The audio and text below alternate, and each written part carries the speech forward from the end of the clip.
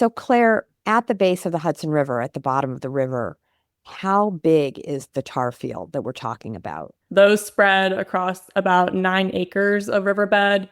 And to put that in perspective, that's about the size of 7 football fields worth of contamination sitting at the bottom of the river. And in some parts of this contaminated swath, the coal tar is 4 feet deep. So that would calculate to about 1.6 million cubic feet worth of coal tar. That sounds like a lot of coal tar, Claire, is it? It's a lot of coal tar.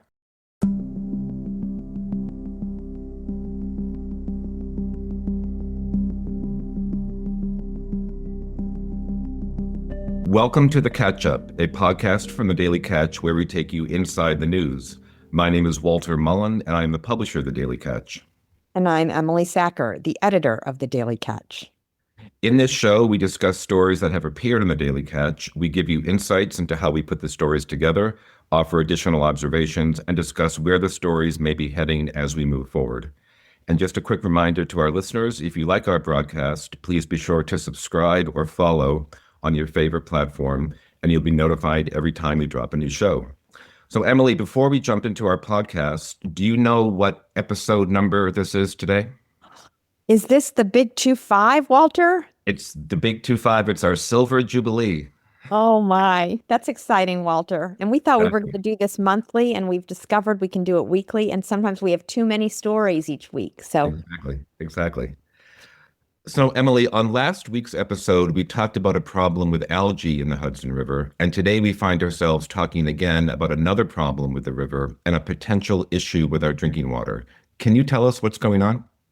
yes, in fact, we're so delighted that today we have our environmental reporter, Claire Greenburger, on with us to interview and fill us in on all the details. But the short answer is less than 2 weeks ago, we reported about slime on the river, a so-called HAB, or harmful algae bloom, a naturally occurring but very dangerous growth that can be perilous for the drinking water. And this latest problem is something completely different from that.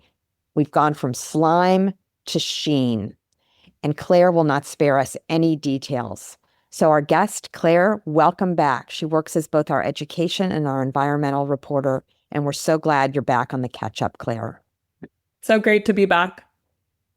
So Claire, take us back in time. How did this sheen get on the Hudson River, and what exactly is it? Yeah, so around the same time those algae blooms were flaring up near Kingston, the crew of the Clearwater ship, while docked in Poughkeepsie, just south of the city's drinking water plant, spotted an oily sheen floating on the surface of the Hudson River. And one source described it to me as looking kind of like the oily rainbow-colored trail that a motorboat sometimes behind in its wake. So if you can picture that, you can kind of imagine what it looks like and what we're talking about. And local officials say this sheen came from coal tar deposits that lie at the bottom of the river near Poughkeepsie. And that tar is toxic. It has benzenes and other harmful chemicals and carcinogens in it. And it has been there lying at the river bottom for more than 70 years. But every so often, gases bubble up from the muck and lift bits of that tar to the surface, where they spread out into the oily films people have been seeing in recent weeks. Wow, Claire, that sounds so terrifying. So tell us a little bit about how big this oily sheen mess is. Yeah, so what people are seeing on the surface right now is actually pretty small. Officials haven't given an exact measurement of the most recent sheen, but the mayor of Rhinebeck, Gary Bassett, told me it was visible from shore and guessed that it was about 15 by 15 feet. What has been mapped, though, are the much larger coal tar deposits at the bottom of the river. Claire, do you know how far down that is? Is it like 20 feet down or 100 feet down? It's about 60 feet. So, Claire, at the base of the Hudson River, at the bottom of the river, how big is the tar field that we're talking about? Those spread across about 9 acres of riverbed. And to put that in perspective, that's about the size of 7 football fields worth of contamination sitting at the bottom of the river. And in some parts of this contaminated swath, the coal tar is 4 feet deep. So that would calculate to about 1.6 million cubic feet worth of coal tar. That sounds like a lot of coal tar, Claire, is it? It's a lot of coal tar. I know what our listeners want to know is how did that 9-acre block of tar get down there? Sure. So decades ago, before we had natural gas pipelines in our area, towns along the Hudson made their own gas by heating coal. And that process produced coal tar, which is this viscous, toxic byproduct, which leaked and in places was just piped straight into the river. And in Poughkeepsie, a manufactured gas plant operated from 1911 until the 1950s on the riverfront. And much of its coal tar legacy ended up in the Hudson Riverbed. And as many listeners know, this is just one chapter in a bigger story of pollution in the Hudson. For much of the 20th century, industries just treated the Hudson as a dumping ground for chemicals and hazardous waste. And coal tar is one of the lasting legacies of that era. So thank you for explaining. At the time that this material was taken or dropped into the Hudson River, deposited into the river, was this legal or not?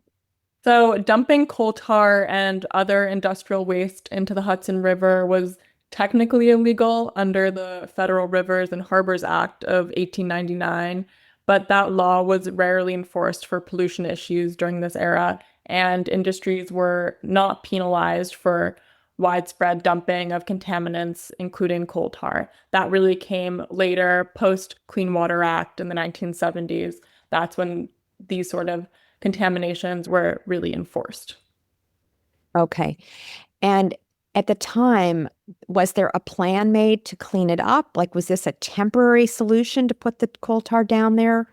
Or did it become a problem later? They really realized it was a problem later on. And at this point, it's definitely not supposed to stay down there forever. Thankfully, the site has been designated by state regulators as a hazardous site, and it is supposed to be cleaned up under the oversight of the New York State Department of Environmental Conservation. And Central Hudson, which is the company that is the successor to the company that ran that gas plant, is legally responsible now for executing that cleanup. And for the past 2 decades, DEC has been overseeing the cleanup of similar coal tar sites up and down the Hudson, removing what can be removed of the coal tar and also capping what can't so it stops leaking.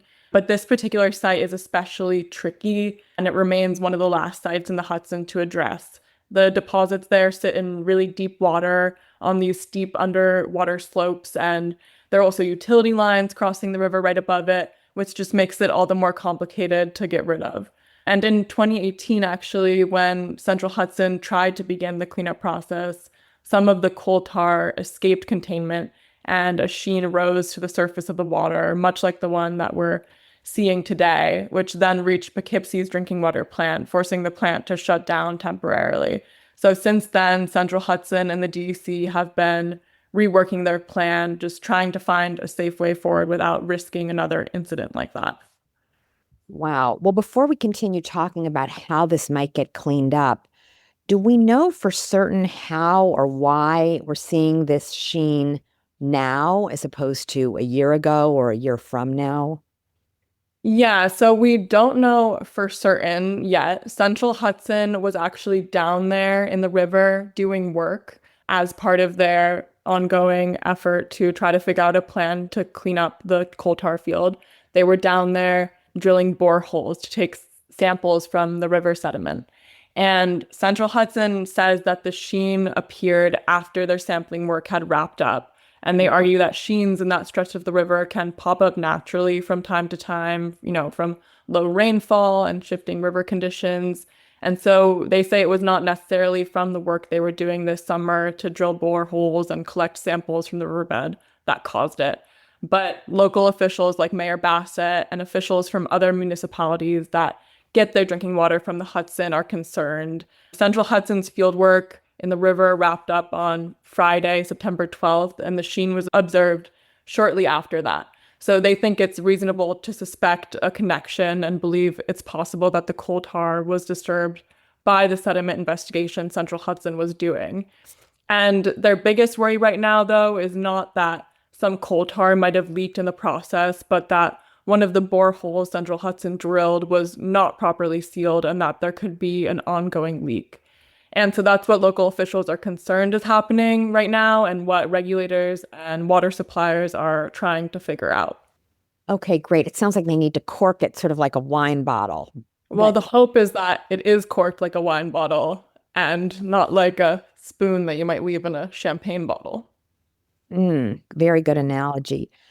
So before, as I say, we continue to talk more about fixing it, Claire, what is the actual danger? What is the real hazard and worry that people like Gary Bassett have? So the big concern is drinking water. The Poughkeepsie plant, which supplies about 10 million gallons of water a day, sits just north of the tar field. Coal tar contains benzenes, as I mentioned, and also what are called polycyclic aromatic hydrocarbons, which are harmful to human health. And if the sheen ever makes it into the intake of Poughkeepsie's drinking water plant, the plant has to shut down until it's cleared out. I've been told that thankfully Poughkeepsie's plant has special sensors installed so that it can detect petroleum before it enters the drinking water. So if it gets into the plant, they will know and be able to shut down. But the tricky thing is that the plant has less than a day of drinking water stores. So if it does enter and they have to shut down, they would have to move very quickly to clear it out. And what about other communities? I know we've talked previously about other communities that are part of the Hudson 7, over which Gary Bassett is the supervisor. Can you tell us a little bit about those dangers and how the flow of the Hudson affects them? Yeah, so more than 100,000 people in this stretch of the Hudson, including residents of Rhinebeck and Hyde Park, rely on the river for their drinking water. The Poughkeepsie water treatment plant is the most exposed right now. It sits just upriver of the coal tar deposits, and as I mentioned, treats about 10 million gallons of water a day. But in theory, if this release were to grow and spread further north, it could pose a risk to other plants. But right now, local officials say they're not seeing cause for concern beyond Poughkeepsie's intake. But you asked about flows also. So the Hudson River is a tidal river, which means that its currents flow both ways, both north and south. So in theory, if a strong enough northbound current were to come through, it could push the sheen towards the Poughkeepsie drinking water plant and then eventually maybe further north, then to Hyde Park and then to Rhinebeck. So it's not really just a theoretical risk. It's a possible practical and pragmatic problem that these leaders in these two towns, Hyde Park and Rhinebeck, could face. Yeah. And what about on the other side of the river? I know the Hudson 7 also includes some communities in Ulster County. Are they in any danger? Yeah, so right across the river from Poughkeepsie is Lloyd, and there's also Esopus on the other side of the river. So right now, as I mentioned, Poughkeepsie is the plant that is on the highest alert because it's the closest to the sheen. But of course, everybody is keeping a close eye on the sheen right now. So let's go back to that cork and spoon analogy. And can you explain to us what you know at this point about how this morass, seems like a good word for it, will or could get cleaned up? I mean, are we talking about scuba divers going down to the bottom of the river? Are we talking about some kind of crane that goes down there? How does it get fixed? So yeah, the plan for how to clear up this entire coal tar field is still in the works. After the 2018 incident, the project went back to the drawing board, and Central Hudson has tried several pilot approaches in recent years, but they've all been deemed infeasible. And in more recent months and years, the DEC has required that Central Hudson do more study of the site itself. So this summer, Central Hudson was out on the river drilling boreholes to collect new sediment samples to hopefully inform future cleanup efforts. And the final cleanup plan is expected to eventually include some combination of targeted dredging in certain spots of the tar field and then these engineered caps to lock the tar in place in other areas where, for whatever reason, it's too difficult to fully remove. And then, of course, there would also have to be long-term monitoring of the site to make sure that it all stays put. And regulators have said that leaving it unchecked is not an option, but because of the complexity, it's taken years to get a design that everyone thinks will actually work. So as I mentioned before, yeah, there are some concerns from local officials right now that the work to collect those sediment samples could have caused a sort of leak. But that is what DEC and Central Hudson are working closely right now to try to figure out, but we really don't have any answers yet on that. Hmm. So, Claire, let's say that they discover that it was not the cause, that boring hole project or experiment was not the cause. Does that take pressure off of the requirement for the cleanup of the whole tar field? No, it doesn't take pressure off that requirement. That is required to happen. And Central Hudson is still actively working to try to find a cleanup solution. But again, it just is so complex that it's taken years and years for them to find a solution, and it will probably take many more years for them to find one and actually get down there and start cleaning it up. Okay. Now, I know some listeners are going to hear Central Hudson is responsible, and given their views of Central Hudson, are going to want to point the finger at Central Hudson. What is your impression of the degree of responsibility that Central Hudson carries at this point for the problem? Well, they are responsible for the cleanup. They are the company that is responsible for figuring out how to clean it up and paying for the cleanup under the oversight of the DEC. And from what I've heard from them, they take that responsibility very seriously. And they've said that if the cause of this most recent sheen was from their recent work and there is work that they need to do to mitigate that, they will certainly do that and act quickly to address the problem. Mm-hmm. And they'll also take care of the long-term cleanup that you've been alluding to on this podcast. Yes, of course. Okay, it sounds really scary, and I can understand why people are talking about this. What are you hearing from our elected officials about the degree of alarm that they feel? Again, as I mentioned, the Poughkeepsie plant is really the one that is on the highest alert, and the operators there have said that they are keeping a close eye and looking at that monitor to make sure that there's no petroleum entering the plant. Rhinebeck is not extremely worried right now for their own drinking water, but it is definitely just something that everyone's keeping an eye on. Okay. Is there anything else, Claire, that our listeners should know that's in your careful, environmentally conscious mind as reporter about this problem? Yeah, so right now it's definitely critical to figure out whether this was a one-off release or the sign of an ongoing leak. But local officials say that either way, this sheen is a reminder of the long-term risk that the coal tar poses to the region's water supply. And that's why getting it cleaned up and getting it done both safely and fairly soon, hopefully, just matters so much. Well, again, I want to thank you so much for coming on the show, Claire, and educating us about what's going on. It's really interesting, and I look forward to getting updates, and I know our listeners do as well. Thanks so much for having me. So, Emily, just to recap, what can readers expect to see as our next story on this coal tar sheen problem? Where do you think the story is going to go? Great question. So we are awaiting updates from the State Department, which monitors our waterways for their recreational safety. We may get updates from Central Hudson about what is going on with their exploration and their recovery of the coal from the bottom of the river. So we're watching this story on several fronts, and hopefully we will have an update for our readers very soon. That's great. So speaking of updates, I want to just talk briefly in our final section where we have a question about how your team and your reporters follow up on stories. So I'm asked repeatedly about the infamous pig incident that took place at the Dutchess County Fair. In fact, someone just asked me about that last night. So people are interested to know when they're going to hear more about that.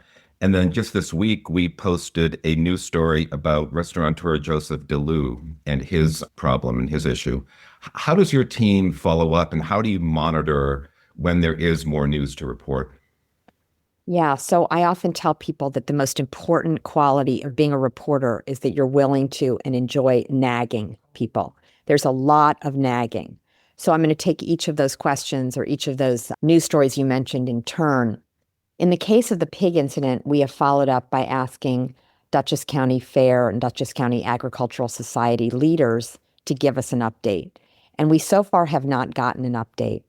The Dutchess County Agricultural Society is a 501c3 nonprofit. So theoretically, they should be willing to tell us what happened. And although law enforcement is involved in that story, there are also internal reviews that they were conducting. So we will just keep at it, right? We will just keep trying to find out what had happened. We may get so-called inside information. Sometimes people leak information to us, and they allow us to use the information without attribution. I'm sure people who read daily newspapers like the New York Times, the Wall Street Journal, notice that they do that occasionally. They'll say they got such and such information on background. So we do that as well. We try very hard not to run stories that are just based on background information, but we do occasionally have to do that. Now, the case of Joseph Dalu is a little different because that actually is inside the law enforcement system. And once a story or once an incident becomes followed by law enforcement and prosecutors, there is a series of steps that are taken to bring that story out into the open. But what was very interesting here is the Joseph Dalu arrest, which you may recall involved a neighbor who it was charged Joseph Dalu brandished a gun in front of. That's the allegation against him, and cocked the weapon. That story was that incident and that prosecution was postponed when it went to Rhinebeck Town Court. And initially we didn't know why, but it came out last week that both of the two judges in the town of Rhinebeck who hear criminal cases had recused themselves. Now, it's a misdemeanor case, but it's still a criminal case. And they had both recused themselves. Again, for that, we don't know why either, whether they were close to the close to the defendant, Mr. Dalu, or close to the plaintiff in this case, or and we say the plaintiff, it's not a civil case, it's a criminal case. So it may be that they were close to the complainant. In any case, the case has been moved now to Red Hook, and we will be following the proceedings in the Red Hook court. So again, it has to do with nagging and following up and calling. I had found out by calling the Rhinebeck Town Court that the case had been moved to Red Hook. So then we called the Red Hook Court. We found out when the case was going to be on the calendar, and then we sent our reporter. And I'll also mention, Walter, it was our first week with our new Red Hook reporter. So he had to jump right in, figure out who the defense lawyer was, figure out who the prosecutor was, get that information from the DA's office, and so on. So we try to really not let anything drop through the cracks, but I'm sure we do on occasion. So people should always point that out to us. Always let us know if we're missing something. We are not omniscient. We are not everywhere. We are 3 reporters and 1 editor, 4 people, and a managing editor. We just miss things. So we love when our readers are helping us stay honest and stay on top of things. This concludes our 25th episode of The Catch Up. We hope you enjoyed listening. Again, if you like our broadcast, please be sure to subscribe or follow on your favorite platform. A very big thank you to Matty Rosenberg and Jen Hammoud at Radio Free Rhinecilff for their help producing today's episode.